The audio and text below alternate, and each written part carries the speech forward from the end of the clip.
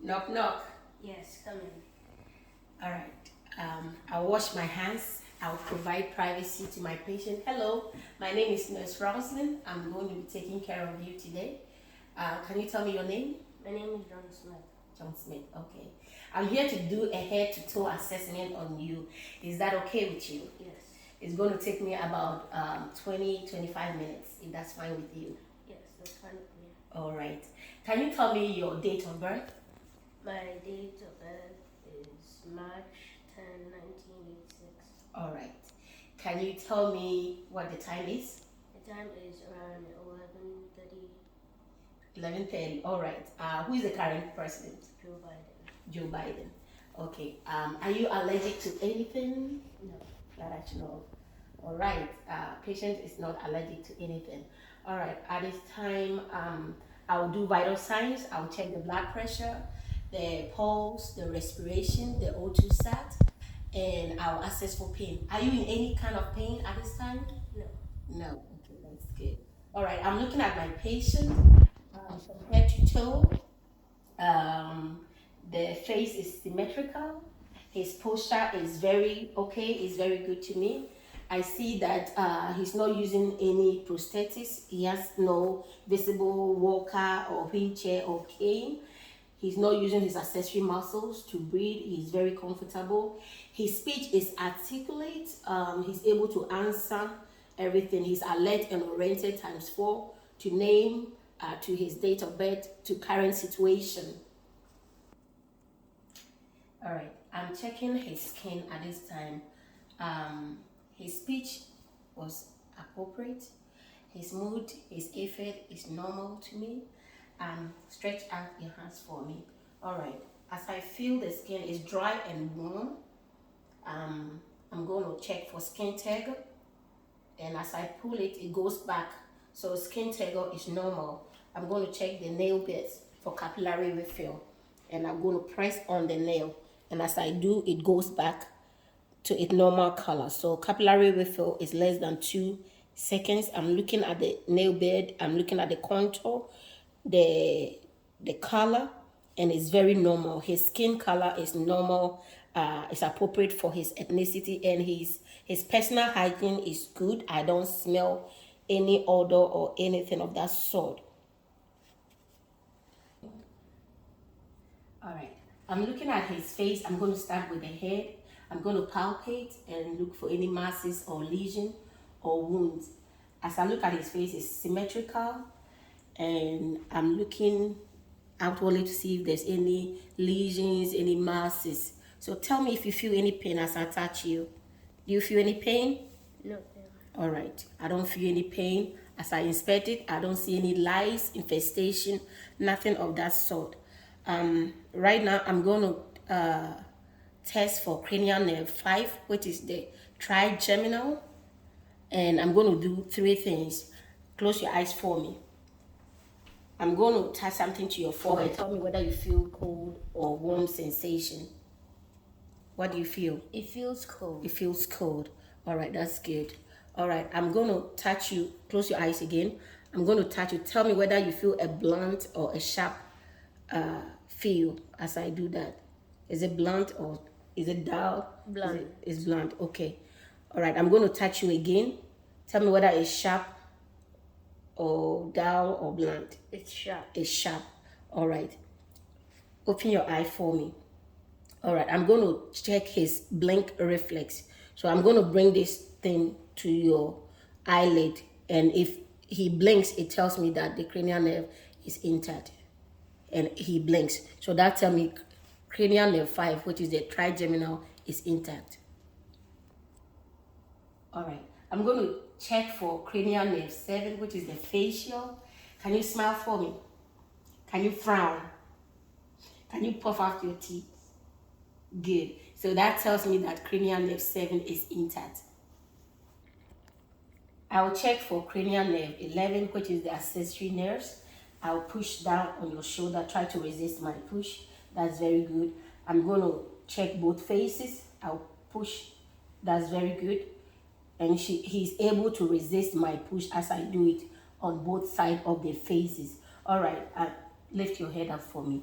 I'm checking his trachea and its midline, and I'm going to feel for any masses or lesions.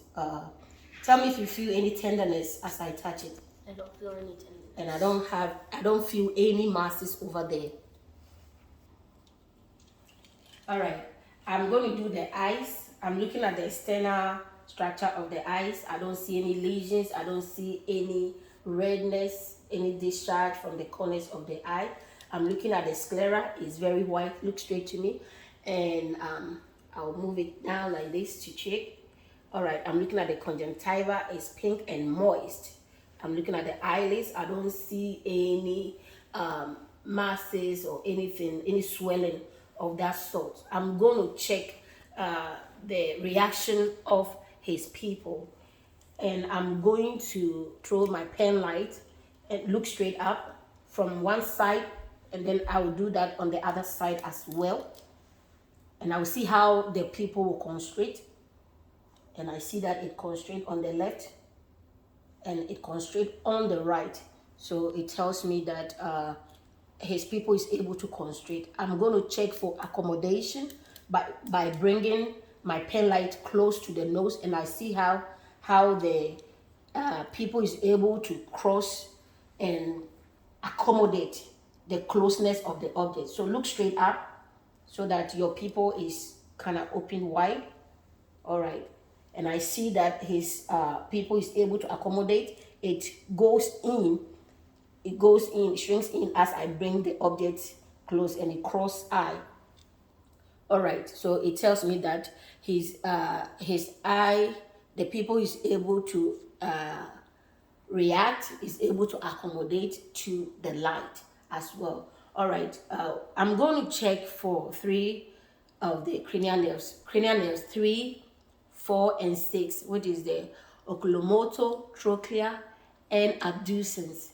All right, by this, I'm going to move this pen light in 6 cardinal fields of gaze, and I want to see how he's able to. Don't move your head, okay? Just look straight up, look straight to my shoulder. Don't move your head, and I want to see how his pupil is able to move as I move the pen light. So just, all right, I see that he's able to move it. Don't move your head, all right? And I see that cranial nerve 3, 4, and 6 is intact. All right, I am going to check the ears.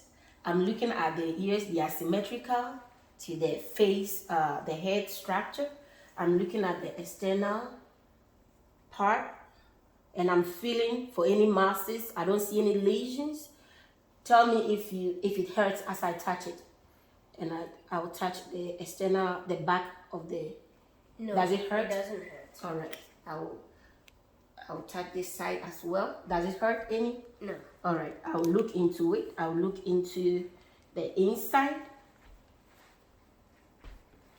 and with my pen light, I'll go in and see if there's any drainage of any sort, which I don't see. I'm going to test for cranial nerve 8, which is the vestibulo cochlea, and that is doing the whisper test. So I want you to close one ear for me. All right, and I'll whisper. Tell me what you hear. 1, 2, 3. All right, now close the other ear for me. 1, 2, 3. All right, it tells me that cranial nerve 8 is intact. All right, I'm checking the nose. It's midline to the face. I'm looking at the external structure. I don't see any redness or any lesions of any sort. I'm going to check the septum and make sure it's midline in the nose. So I'll have tilt your head up for me. I'll check inside. I'm looking, it's pink. I don't see any redness, swelling, drainage coming out. Do you have any drainage problem? No. No. All right. I'll check the patency of the nose by having him occlude one side of the nose, breathe through the other. Very hard. Good job. Now do the other one for me. Very good. All right. At this time, I'm going to test for cranial nerve 1, which is the olfactory, which is the sense of smell. I will have you close your eye. and I'll bring something close to his nose, and he will tell me what he smells. What do you smell? Vanilla. All right, so this is a vanilla extract. So he's able to tell me the exact smell of this vanilla extract, that it is vanilla. So that tells me that cranial nerve 1, which is the olfactory, is intact. All right, I'm looking at the mouth. I don't see any lesions or wounds. Open your mouth for me. I'm looking at the teeth. The teeth looks normal. The tongue, the mucosal membrane is pink and moist. Bring your tongue out. Stick out your tongue. Let me look at it. It's pink and moist. I'm looking at the uvula. I'm looking at the soft palate, and it's midline. All right, I'm going to check cranial nerve 9, which is the glossopharyngeal. I will have you stick out your tongue and say, ah. And then it tells me that it's intact. It's the uvula, the soft palate, everything is midline over there. I'm also going to check for cranial nerve 10, which is the vagus nerve. I'll have you talk and swallow. So say something. Hello. Say hello. Hello. All right, and swallow. All right, and there's no difficulty with him swallowing. It tells me that cranial nerve 10 is intact. And the last part for the mouth, I'm checking for cranial nerve 12, which is the hypoglossal, and I'll have him stick out his tongue and move it side to side. So stick out your tongue, move it side to side for me. All right, he's able to do that as well. That tells me that cranial nerve 12 is also intact. I'm looking at his upper extremities. I'm going to test for the strength. I want you to squeeze my hand. Squeeze it very tight. All right. As he squeezes it, it's very strong, 5+ bilaterally. That's normal for me. I'm looking at the muscle mass. I'm looking at any deformities. There's no PICC line. There's no IVs, nothing of that sort. I'm looking at the skin color, and it's normal to his ethnicity. All right, I need you to move your arm away from your body. That's abduction. And move it back. That's adduction, when he moves it towards his body. I need you to move it forward. I need you to move it down. I need you to shrug for me. Shrug your shoulders for me. All right, he's able to shrug the shoulders. All right, I need you to do pronation, backwards like that. And I need you to do supination with it. All right, I'm going to check the joints. I move it in flexion and extension, and he's able to do that. As I do that, I'm looking for any crepitus, grating. Do you feel any pain? No. No, he doesn't feel any pain. All right, move your wrist in rotation for me, and he's able to rotate the wrist for me. I need you to rotate, wriggle your fingers for me, and he's able to. And I don't hear any grating or crepitus. Do you feel any pain? No. Now move it in supination and move it in pronation. And he's able to do that. And that tells me that his muscle strength is normal. It's a 5+. All right, I'm going to do the respiratory system. I'm looking at the chest as he breathes. He's not using any accessory muscles to breathe. He's very comfortable. He's not in any distress. And I'm going to do the anterior and the posterior. I'm going to do the right and the left. So I'm going to use the diaphragm part of my stethoscope, and I'm going to listen. I'm going to go in right and left parting. I'm going to do the upper lobe, starting from the second intercostal space, upper lobe of the lungs. Take a deep breath for me. A deep breath for me. All right, and I'll do the left upper lobe. All right, I'll move to the right middle lobe. Take a deep breath for me. All right, and I will move to the lower lobe of the left lungs. All right, I will move to the right lower lobe of my lungs, and I will listen to the seat mid-axillary of the right lobe of the lungs, and I'll move to the lower left lobe, and I'll listen to the sixth mid-axillary lobe of the lung. And it's all clear to me. All right, I will have you turn, and I'll do it posteriorly. I'll start from the right space, from C7 to T3. Take a deep breath for me. All right, I move to the left space. Take a deep breath for me. All right, I move to the T3 to T10. Take a deep breath. Good. To the left side of the lobe. All right. And I'll move to the lumbar area. Take a deep breath for me. And I'll move to the left side of the lobe. Take a deep breath for me. And they are all clear. All the lung sounds are clear. The right upper lobe, the right middle lobe, the right lower lobe, the left upper lobe, and the left lower lobe are all clear. I move to the cardiovascular system. All right, I'm going to listen to the carotid artery. All right, tilt your head for me. I'll listen to it bilaterally, and it's a 2+. Tilt your head for me. And it's 2+, very strong, which is normal. I'm looking at the jugular vein distension. Tilt it for me. And I'll look at this side as well for the jugular vein distension. I'll listen for any bruit on the jugular vein distension. All right. And they are all normal bilaterally. I'll listen to all the pulses. I'll start with the radial. I'll listen to it. I'll feel it bilaterally. It's a 2+ for me. And I'll listen. I'll palpate the brachial. And it's a 2+ bilaterally. I'm looking at the lower extremities. I don't see any edema. There's no pitting edema. There's no swelling of any nature. The skin color matches his ethnicity. I'm going to feel the dorsalis pedis.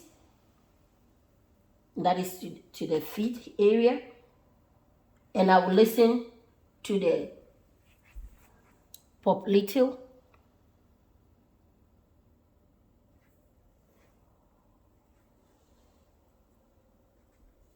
I listen to the dorsalis, and I listen to the popliteal behind the knee. And I'll listen to the femoral, which is in the inguinal area. And they are all 2+. I check the posterior tibialis pulse. It's a 2+ bilaterally. Now I'm going to listen to the heart sounds. I'm going to start with the aortic, right? And then I'll go to the left, which is the pulmonary. So on the second intercostal space, I listen to I'm using the diaphragm part of my stethoscope. I come to the second intercostal space, right side for the aortic. All right, it's clear. I come to the second intercostal space for the pulmonic valve. I come to the third intercostal space for Earth's point valve, and it's very clear over there. I come to the fourth intercostal space, which is the tricuspid. And I come to the mitral, which is the fifth intercostal space, the apex. This is where we listen for 1 full minute for the apical pulse. Now I turn to the bell. I use the bell part of my stethoscope, and I listen to any murmurs, any S3, S4 sounds, the low pitch sounds. I start from the mitral, and then I move to the tricuspid. I come to the Erb's point, then to the pulmonic, and then to the aortic. And they are all normal sounds for me. All right, I'm going to do the GI and the GU, which is the gastrointestinal system. So I'm inspecting the abdomen. I'm looking for any girding or any masses, the contour, the color. and it's all normal. It matches his ethnicity. I'm going to start with auscultating before palpation and percussion, so that I don't influence the bowel sounds. I'm using the diaphragm part. I'll start from the right lower quadrant, and then I move to the left upper quadrant, the right upper quadrant. So I start with the right lower quadrant, and I move to the right upper quadrant, and I come to the left upper quadrant, and I listen to the left lower quadrant. I also listen for any bruit from the aorta, the abdominal aorta, for any bruit, and I didn't hear any sound. All the sounds there are active bowel sounds. I didn't hear, and if there wasn't any bowel sound, I will have to listen for 5 full minutes, 5 minutes, to make sure there was no sound before I can say that there wasn't any sound in the abdomen. I'm going to palpate. I'll start from the right lower quadrant, and I'll also palpate the right upper quadrant. I'll palpate the left upper quadrant, and I'll palpate the left lower quadrant. At this time, I don't see any girding. I don't see any masses of any sort. They are all normal. I didn't feel for any masses, and I didn't see any girding. Are you in any pain of any sort as I did that? No. No. When was the last time you had a bowel movement? I don't think I've had a bowel movement. All right. Do you have any burning sensation when you urinate? No. Do you have any sense of urgency to urinate? No. All right. All right. I'm going to test for the lower extremity range of motion. I'm looking at the skin color. Everything matches his skin color, the shape, the contour. It matches his ethnicity. It's normal. All right. I'm testing for the strength of the extremity. I need you to push against resistance. Okay. Push. All right. I need you to pull. All right. And he's able to do that. All right. I need you to stand up for me. All right. Extend your leg out. I'm checking from the hip area. All right. He's able to abduct, which is moving away from the body. Move it inside for me. All right. Do the same for the other leg and bring it in. So he's able to abduct and adduct. All right. I need you to rotate it in like this. Move it in and move it out. So he's able to do rotation in and out of it. I need you to extend your knee. Extend your knee. All right. And flex it backwards. Move it backwards. All right. So he's able to extend it out, and then flex it. That is moving it backwards. All right. Set up for me again. I'm going to check the same thing for the feet area. I move the feet outward and inward. So he's able to dorsiflex and plantarflex, move it upwards and downwards, and the toes is able to dorsiflex and plantarflex. Are you having any pain? As I do that, I'm checking for joint crepitus. I'm checking for any grating, and also asking him whether he feels any pain. Are you able to flex and extend? He's able to flex and extend. And I'll do the same thing for this part. He's able to, and then he's able to dorsiflex and plantarflex. The toes are also able to dorsiflex and plantarflex. Are you able? Move it in rotational manner for me. Move your leg in. He's able to also rotate. All right. Are you able to move it? Move your knee. Move it inwards and outward for me. So he's able to do the abduction and adduction, which is moving it out and moving it inwards towards the body. And when he pushed against resistance, it was strong. It's 5+ bilaterally, so which means for range of motion, it's very normal. At least I'll ask him, are you in any kind of pain? No. No. All right. Are you comfortable at this time? Yes. All right. I will move his bed to lowest position where applicable. Thank you for your time, and that ends the session.